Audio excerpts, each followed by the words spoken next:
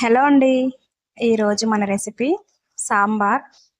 సాంబార్‌కి ఎంత ప్రాముఖ్యత ఉందంటే, పెళ్లి భోజనాల్లో కానీ, అన్నదానంలో కానీ, ఇంట్లో మనము ఫెస్టివల్స్ అప్పుడు కూడా ఈ సాంబార్‌నే చేస్తుంటాము. ఈ సాంబార్‌ని కొంచెం సింపుల్‌గా ఎలా చేయాలో ఒకసారి చూసేద్దాము. ముందుగా ప్రాసెస్‌లోకెళ్తే, ఒక కప్పు నిండా కందిపప్పు తీసుకొని, దాన్ని నీట్‌గా వాష్ చేసేద్దాము. నేనైతే ఒక కప్పు మాత్రమే తీసుకున్నాను. మీకెంత కందిపప్పు కావాలో అంత తీసుకోవచ్చు. ఇప్పుడు నీట్‌గా వాష్ చేసిన తర్వాత దాంట్లోనే కొంచెం నీళ్లు పోసి, అలాగే కొంచెం పసుపు వేసి, స్టవ్ పైన పెట్టి ఒక 3 విజిల్స్ వచ్చిన తర్వాత స్టవ్ ఆఫ్ చేద్దాము. ఈలోగా మనము కొంచెం చింతపండునైతే నానబెట్టుకుందాము.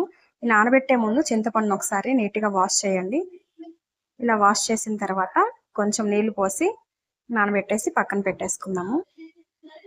మీకు ఏ వెజిటబుల్స్ నచ్చుతాయో ఆ వెజిటబుల్స్ అన్నిటిని కట్ చేసి పక్కన పెట్టుకోవాలి.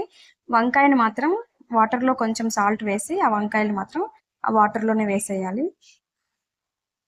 అలాగే పోపు కోసం ఒక మీడియం సైజ్ ఉల్లిపాయ కట్ చేసుకోవాలి. వెల్లుల్లి, అలాగే పచ్చిమిర్చి, 2 మీడియం సైజ్ టమాటాలు కూడా సన్నగా తరిగి పక్కన పెట్టుకోవాలి. స్టవ్ పైన పాత్ర పెట్టుకొని తగినంత ఆయిల్ వేసుకొని, కొంచెం ఆవాలు, అలాగే కొంచెం జీలకర్ర, 4 లేదా 5 గింజలు మెంతులు వేసి, వెల్లుల్లి, పచ్చిమిర్చి, ఎండుమిర్చి వేసి లైట్‌గా అయితే ఫ్రై చేసుకుందాము. ఇప్పుడు కొంచెం కరివేపాకు వేసి, అలాగే మనం ముందుగా తరిగి పెట్టిన ఉల్లిపాయ ముక్కలు కూడా అందులోనే వేసి లైట్‌గా అయితే ఫ్రై చేసుకోవాలి.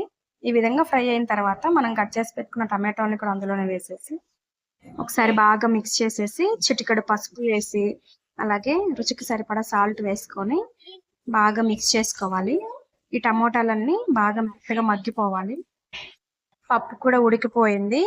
చూడండి మెత్తగా మగ్గిపోయాయి టమోటాలన్నీ. ఇప్పుడు సరిపడా కారం వేసుకొని బాగా మిక్స్ చేసేసుకొని, ముందుగా ముల్లంగి, అలాగే క్యారెట్, ఈ మునక్కాయలు వేసి కొంచెం నీళ్లు పోసి ఒక 10 నిమిషాల వరకు అయితే ఉడుకు పట్టనిద్దాము. ఎందుకంటే ఇవి కొంచెం లేటుగా ఉడుకుతాయి కాబట్టి వీటిని మనము ముందుగా ఒక 10 నిమిషాలు ఉడికించుకోవాలి. ఇప్పుడు 10 నిమిషాలు ఉడికిపోయిన తర్వాత ఇప్పుడు మనము మిగిలిన వెజిటేబుల్స్ కూడా వేసి బాగా మిక్స్ చేసుకుందాము. ఇలాగా బెండకాయలు, వంకాయలు, అలాగే ఉల్లిపాయ మీ ఆప్షన్ అండి. వేస్తే వేయచ్చు, లేకుంటే వేయకపోవచ్చు. ఇప్పుడు మనం మూత పెట్టేసి ఒక 10 నిమిషాల పాటు బాగా ఉడకనిద్దాము. అలాగే మన కందిపప్పు కూడా ఉడికిపోయింది. దీన్ని మెత్తగా స్మాష్ చేసుకోవాలి. చూడండి ఈ విధంగా. ఇప్పుడు 10 నిమిషాల తర్వాత మన కూరగాయలు కూడా ఉడికిపోయాయి. చూడండి క్యారెట్ కూడా ఉడికినట్లే అనిపిస్తుంది. వెజిటబుల్స్ అన్నీ ఉడికిపోయాయి కాబట్టి మనం ఉడికించిన కందిపప్పుని కూడా అందులోనే వేసి తగినన్ని నీళ్ళైతే పోసుకోవాలి. మీకు చిక్కగా కావాలంటే కొంచెం నీళ్ళు పోయండి, లేదా పలుచగా కావాలంటే కొంచెం ఎక్కువ నీళ్ళే పోసేయండి. నిమిషాలు ఉడికిన తర్వాత మనం నానబెట్టిన చింతపండు రసాన్ని పులుపుకి సరిపడా వేసుకొని బాగా మిక్స్ చేసుకొని, సాల్ట్ కూడా సరిపోయిందేమో చూసి తక్కువైతే వేసేయండి.